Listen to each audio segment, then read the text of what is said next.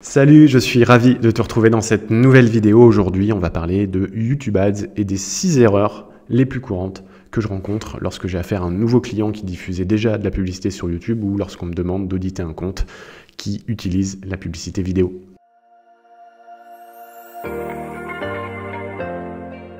Alors la première erreur que je rencontre, et c'est l'erreur la plus courante et c'est celle d'ailleurs qui impacte le plus tes performances, c'est de ne pas créer assez d'annonces vidéo. Ce qu'il faut savoir, c'est que l'algo Google, il adore quand on lui donne beaucoup de créa, quand on lui donne beaucoup d'annonces. Et le souci principal que je rencontre, c'est que la plupart des annonceurs, soit ont la flemme, soit trouvent ça compliqué de créer des annonces vidéo. Et c'est vrai que c'est compliqué, c'est beaucoup plus compliqué que de créer une annonce sur le réseau de recherche ou une bannière display, par exemple. Ça implique souvent de se mettre devant la caméra. Donc quand on n'est pas à l'aise, ça crée de la friction, on n'a pas envie d'en faire beaucoup, on n'a pas envie de passer beaucoup de temps. On ne prend pas le temps non plus de faire des scripts, on ne prend pas le temps de se mettre dans de bonnes conditions, d'acheter même le minimum de matériel pour créer des bonnes vidéos, et on se retrouve généralement avec des annonceurs qui ont une voire deux vidéos seulement à tester, et donc ils ne vont pas plus loin. Moi, ce qu'il faut savoir, c'est que, d'ailleurs, c'est quelque chose que j'ai mis en place depuis peu avec mes clients, mais je ne travaille plus du tout, je ne lance plus aucune campagne lorsque j'ai moins de 3 vidéos à tester. Et 3, c'est vraiment le strict minimum, puisqu'en fait, je me suis rendu compte, et ça m'est arrivé à de nombreuses reprises avec des clients, de lancer des campagnes lorsque le client n'avait qu'une seule vidéo à m'envoyer. Et le problème, c'est qu'on est vite limité. Si cette vidéo-là, d'ailleurs, ne fonctionne pas, on n'a aucune vidéo de secours. Et c'est surtout que quelquefois, il y a des vidéos qui fonctionnent plus ou moins avec certains ciblages. Par exemple, il y a des vidéos qui fonctionnent mieux sur des audiences tièdes, par exemple, des audiences de remarketing. Et ces mêmes vidéos-là fonctionnent beaucoup moins bien sur du trafic froid. Et en fait, ce qu'il faut, c'est donner un nombre de vidéos assez conséquent à l'algorithme pour que l'algorithme, selon les ciblages, selon l'audience à qui il va diffuser l'annonce, il va en choisir une parmi toutes les vidéos qu'il a à disposition et ce sera beaucoup plus simple pour lui d'aller chercher de la performance. Donc, le conseil, vraiment, s'il fallait que tu n'en retiennes qu'un aujourd'hui de cette vidéo, c'est que si tu as moins de 3 vidéos déjà, ne lance aucune campagne sur YouTube et multiplie un maximum les vidéos que tu peux faire, tes annonces vidéo, puisque c'est comme ça que tu vas aller chercher de la performance. J'ai l'habitude de dire que sur YouTube Ads, 80% de la performance, ça vient de ton annonce, ça vient pas des ciblages, ça vient pas de la manière dont ton compte va être configuré, c'est vraiment tes créas qui font toute la différence. D'ailleurs, si tu veux avoir des conseils, mes tips pour créer plus de vidéos plus rapidement, je te conseille d'aller visionner la masterclass que j'ai réalisée avec David Véninck. Je te mets le lien en haut à droite, c'est l'une des dernières vidéos de la chaîne à l'heure où j'enregistre cette vidéo. Tu pourras tout de suite avec le chapitrage aller sur la partie où je parle des annonces vidéo puisque c'est une méthode qui marche très bien et même avec de subtiles différences au niveau de l'accroche, tu vas pouvoir créer de nombreuses vidéos qui peuvent parfois impacter vraiment largement les performances de tes campagnes. Maintenant, la deuxième erreur, et ça c'est valable surtout si tu utilises YouTube Ads pour de la performance. Donc quand je parle de performance, ça veut dire soit générer du lead, soit générer des ventes si jamais tu gères un site e-commerce et que tu veux générer donc du chiffre d'affaires avec tes campagnes YouTube Ads. Ce qu'il faut, c'est qu'il faut absolument que tu oublies la stratégie d'enchère au CPV. Donc CPV, ça veut dire coût par vue. Et en fait, ce qui se passe, c'est que lorsque tu sélectionnes CPV dans les paramètres de ta campagne, en gros, tu indiques à Google d'optimiser tes campagnes pour des vues. Donc ce que va faire Google, forcément, c'est qu'il va aller te chercher des vues. Il ne va pas aller te chercher de la performance. Pour aller chercher de la performance, il faut que tu utilises soit la stratégie maximiser les conversions, soit la stratégie de CPA cible. Ce sont les deux stratégies disponibles sur YouTube Ads qui vont t'aider à aller chercher de la performance, puisque avec ces stratégies-là, tu dis vraiment à Google, va me chercher des conversions.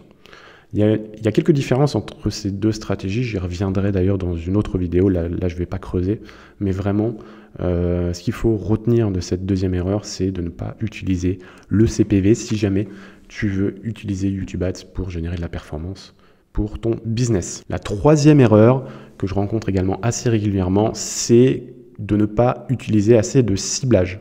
Donc quand je parle de ciblage, ça peut être un ciblage par un mot-clé, ça peut être un ciblage d'audience avec par exemple des custom audience, avec des thèmes. Les thèmes, ça continue de fonctionner. Avec les emplacements, voilà, tout ça, ce sont des types de ciblage d'ailleurs que tu pourras retrouver sur mon tuto YouTube que j'ai créé l'année dernière. D'ailleurs, je te mettrai le lien également en haut à droite. Et ce que je vois régulièrement, c'est un annonceur qui lance une seule campagne avec une seule vidéo, il se dit que ça marche pas, donc il arrête. Non, c'est pas comme ça que ça fonctionne. YouTube, l'algo Google, il lui faut beaucoup de créa, beaucoup d'annonces, et il faut également tester beaucoup de ciblage pour voir celui qui fonctionne. Donc moi, ce que je te conseille de faire concrètement, c'est quand tu lances tes campagnes, tu vas créer 5-6 campagnes minimum avec chacune un ciblage, et c'est ce qu'on va voir après, pour que tu puisses voir rapidement ce qui marche et ce qui ne marche pas, pour désactiver les ciblages qui ne fonctionnent pas, augmenter le budget des ciblages qui fonctionnent, et comme ça, aller vite pour trouver vraiment les bonnes combinaisons vidéo, ciblage, et pouvoir faire croître ton compte le plus rapidement possible. Maintenant, la quatrième erreur, c'est ce que je te disais, en lien avec le fait de ne pas tester assez de ciblage, c'est ne pas segmenter ses campagnes. Ce que font aussi pas mal d'annonceurs sur YouTube, c'est qu'ils vont créer une seule campagne, et dans cette campagne-là, ils vont mettre tout leur ciblage. Le problème avec ça, c'est que tu as des audiences, c'est que tu as des types de ciblage qui vont générer plus de volume que d'autres, et si tu les mets tous dans la même campagne, ils vont avoir tendance à se cannibaliser. Tu vas avoir une audience qui va générer plus de trafic qu'une autre, et donc tu vas pas vraiment pouvoir tester celle qui ne génère aucun trafic, puisque, entre guillemets, elle va être mangée par les autres types de ciblage qui vont prendre toute la place. Donc ce que je te conseille, et c'est le même conseil que celui que je t'ai dit juste avant, c'est en fait de lancer 5-6 campagnes, mais en fait tu vas mettre un ciblage par campagne, pour pas que les audiences qui génèrent plus de volume cannibalisent les autres, puisqu'elles auront leur propre campagne et donc leur propre budget. La cinquième erreur, et celle-là c'est une erreur aussi qui va te concerner si jamais tu gères une chaîne YouTube avec beaucoup de volume, avec beaucoup d'abonnés, beaucoup de vues, c'est qu'il faut absolument que tu crées tes listes de remarketing le plus rapidement possible. En fait, ce qui se passe, c'est que lorsque tu vas créer, par exemple, ta liste d'abonnés, Google ne va revenir que sur les 30 derniers jours. Ça veut dire qu'il va alimenter ta liste d'audience avec tous les abonnés qui se sont abonnés dans les 30 derniers jours ou plus récemment. Il ne va pas revenir plus tôt. Donc ça veut dire que si tu as une chaîne qui a par exemple 2-3 années d'antériorité avec beaucoup d'abonnés, Google n'ira pas alimenter ta liste d'abonnés avec les abonnés qui se sont abonnés il y a 2-3 mois, voire plus. Et là, le souci, c'est que tu perds beaucoup d'audience, puisque tout simplement, tu auras pris trop de temps avant de créer ta liste.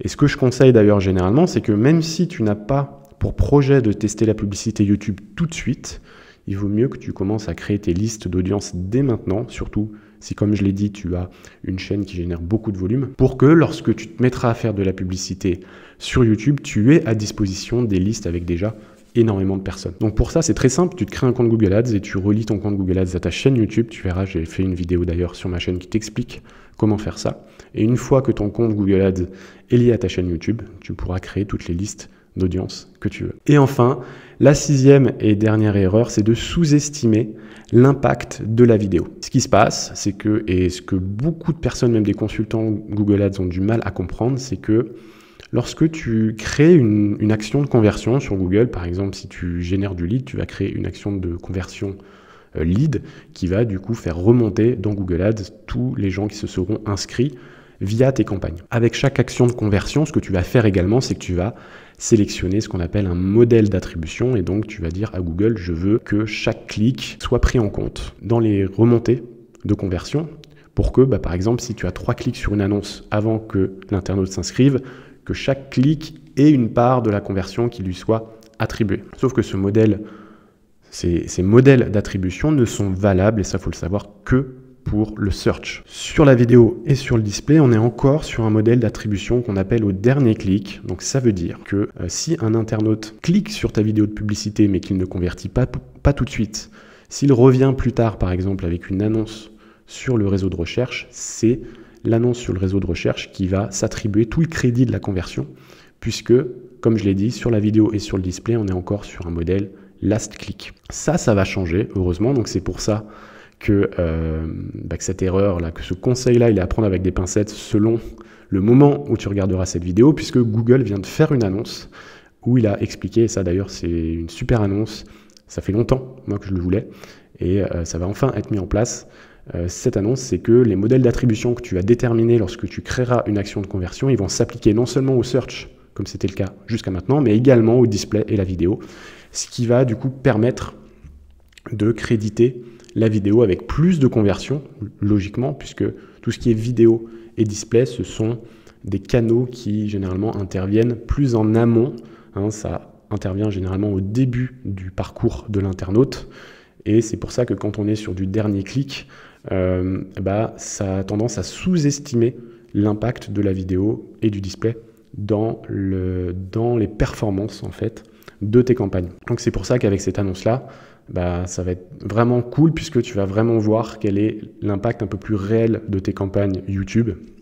Et donc tu devrais voir une hausse de tes conversions au moment où cette mise à jour sera mise en place. Alors j'ai pas encore de date, mais ça devrait arriver ces prochains mois. Du coup, ce qu'il faut aussi que tu comprennes, c'est que là, si tu penses que tes campagnes YouTube sont à la limite de la rentabilité ou si tu penses que ça ne fonctionne pas assez, il faut vraiment que tu prennes ça en compte, puisque ce qu'il faut savoir, c'est que les performances qui remontent dans Google Ads, du coup, risquent d'être un peu sous-estimées par rapport à la réalité. Et il ne faut pas que ça te pousse à arrêter trop vite, puisque tu perds sans doute un certain nombre de conversions dues à ces subtilités du modèle d'attribution. C'en est fini pour cette vidéo sur les 6 erreurs les plus courantes sur YouTube Ads. Si jamais tu penses à une autre erreur que j'ai oublié de mentionner, mets-la moi en commentaire, j'y répondrai avec plaisir. Et surtout, abonne-toi dès maintenant à la chaîne puisque des vidéos telles que celle-ci, je vais en faire beaucoup plus dans le futur. Allez, je te dis à très vite dans une prochaine vidéo. Ciao, ciao.